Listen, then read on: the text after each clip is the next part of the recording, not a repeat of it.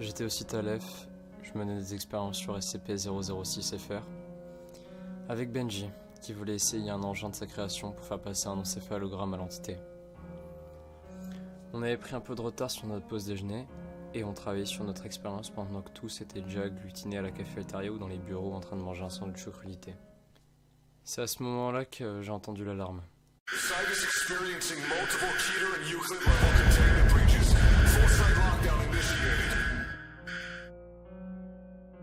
Celle qu'on espère ne jamais entendre. L'alarme qui signale une brèche de confinement, majeure et généralisée, pouvant mener à un scénario de fin du monde, de type -XK. C'était la première fois dans l'histoire de la Fondation qu'elle retentissait, en dehors des exercices de prévention.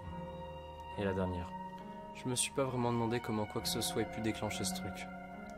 Même la quasi-totalité des quêteurs seuls ne pouvaient pas causer ça. Je me souviens d'avoir chopé Benji par sa blouse et de l'avoir traîné jusque dans le bunker d'urgence du site, alors que déjà les murs se teintaient de rouge et les airs étaient remplis de gémissements et de supplications inutiles. On a attendu 10 minutes avant de fermer la porte, car chaque fois qu'on essayait de la verrouiller, des collègues, non, des amis arrivaient. Neremza, Kazé, Frog, Goupil, Exio et tous les autres.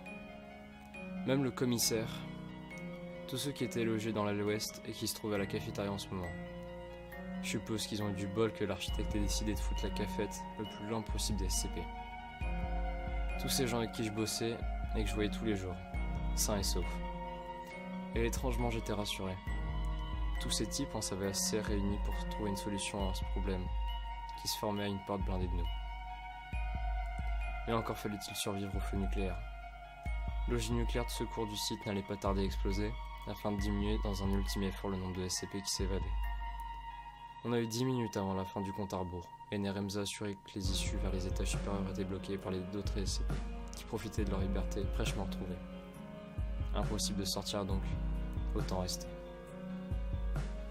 10 minutes à savoir pertinemment que, en tant que scientifique, que les murs du bunker ne supporteraient très difficilement l'explosion, sans parler du souffle. Mais rien ne se produisit. Rien d'autre que des bruits de nos peurs qui se baignaient dans le sang des innocents, à quelques centimètres de béton armé et d'acier de nous. Quelque chose avait empêché l'ogive de péter. On a passé des jours dans le silence, à se fixer les uns les autres, à réfléchir. Comment se tirer de là? Le bunker avait des caisses entières de fusils mitrailleurs P90 et assez de provisions pour un moment. Normal pour un bunker de survie. Mais le problème majeur n'était pas la survie dans le bunker. Il venait de dehors. Devait-on attendre que ces saloperies se tirent d'ici, ou se risquer à ce que l'une d'elles vienne nous chercher? C'est d'un autre site qu'est venue la réponse. Un site russe encore inconnu de tous.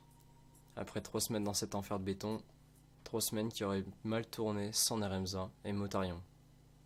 Vous imaginez des gens enfermés pendant 3 semaines, sans personne, d'assez droits et armés pour les calmer, alors que la mort s'agit dehors?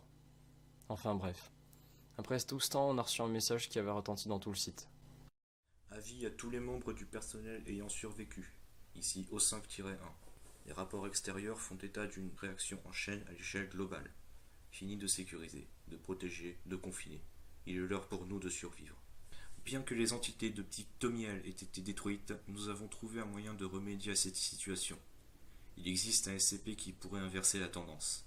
Seulement, afin d'éviter que celui-ci soit utilisé à mauvais escient, des parties essentielles lui ont été enlevées et disséminées dans le monde par la Fondation. La partie principale se situe à Moscou, dans un bunker sous le Kremlin. Nous sommes en train d'essayer de sécuriser ce site avec les troupes restantes. Cependant, nous avons besoin des parties manquantes. Votre mission est d'essayer de les retrouver et de les ramener à Moscou aussi vite que possible.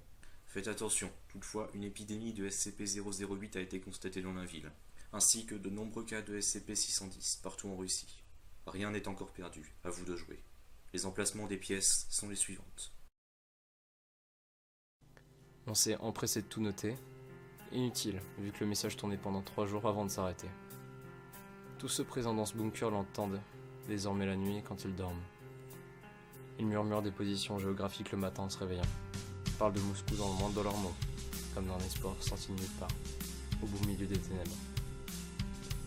On a décidé 2 jours après la fin du message de tenter une sortie, en apportant un maximum de provisions et d'armement. Neremza avait tracé sur un plan les zones qui pensaient être chaudes, celles qui avaient été encombrées lors de la brèche, et enfin, celles qui nous décideraient ou non de notre sort. Une sortie. sortie. On est sorti. J'étais en tête avec les agents et le seul classé encore en vie probablement sur Terre. Les docteurs nous suivaient juste derrière. Ces endroits si familiers, détruits, teintés de pourpre. Le sol coulait du sang des anciens confrères. On passait silencieusement, mais on était trop nombreux pour pas se faire repérer. Et ça a pas loupé. On traversait un trou dans le mur qui nous créait un raccourci providentiel. Quelques mètres de canalisation éventrée, un creux dans le sol rempli d'eau, et on était de l'autre côté. Facile, et pas dans l'ex-site Aleph. SCP-019-FR a surgi de nulle part et a essayé de s'introduire dans Frog, histoire de se trouver un nouvel hôte. Dommage pour l'entité, Motarion était à côté à ce moment et pensait avoir entendu du bruit. Je ne douterai plus jamais de son habileté au traque-doute, ni de sa paranoïa apparente. Mais les 2 coups de feu tirés par le commissaire avaient fait du bruit, et les enfers arrivaient aux trousses de ses proies, si bruyantes et faciles.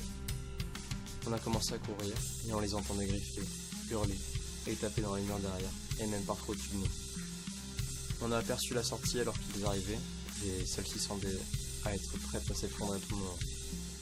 Certains ont failli lâcher dans les dernières lignes droites, mais plus personne ne s'était laissé derrière, cette fois. Et les mieux portants soutenaient les plus en difficulté. Comme quoi l'humanité n'était pas encore morte. J'imagine la déception de ces saloperies quand la grenade lancée par Nerem Zafir s'effondrait en explosant la dernière entrée du site Aleph. Scellant ainsi la tombe de nos collègues, de nos amis.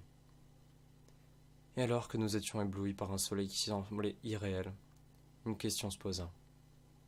Et après Aleph?